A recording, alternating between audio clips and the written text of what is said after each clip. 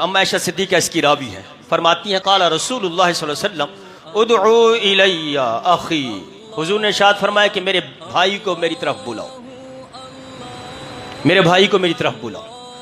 कुलना, हमने अर्ज किया अबू बकर, हुजूर आपके भाई अबू बकर को बुलाए। मेरे हुजूर ने इरशाद फरमाया उदउ इलैया अखी, हुजूर ने दूसरी बार फरमाया मेरे भाई को मेरी तरफ बुलाओ। कुलना उमर, हुजूर उमर को बुलाए। काला, मेरे हुजूर ने फिर इरशाद फरमाया उदउ इलैया अखी, मेरे भाई को मेरी तरफ बुलाओ।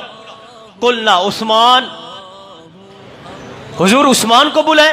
काला नाम, मेरे हुजूर ने फरमाया हाँ हाँ उस्मान को बुलाओ। अब जरा इस हदीस की तरतीब देखें, पिछली हदीस जो सुनी उसकी तरतीब देखें।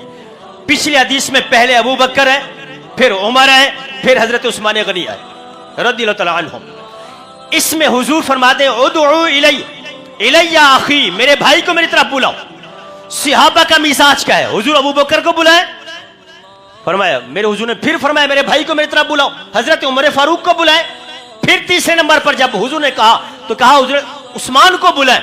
तो सहाबा जानते थे कि हुजूर के दिल में, हुजूर की जात के सामने जो सहाबा का रुतबा है वो यूं है कि पहले नंबर पर अबू बकर आते हैं, दूसरे नंबर पर उमर आते हैं, तीसरे पे उस्मान गनी आते हैं और चौथे पे अलीउल मुर्तज़ा शेर खुदा आते हैं। ये सहाबा भी जानते थे कि हुजूर की बारगाह में इनका मकाम कैसा है, इनका रुतबा क्या है।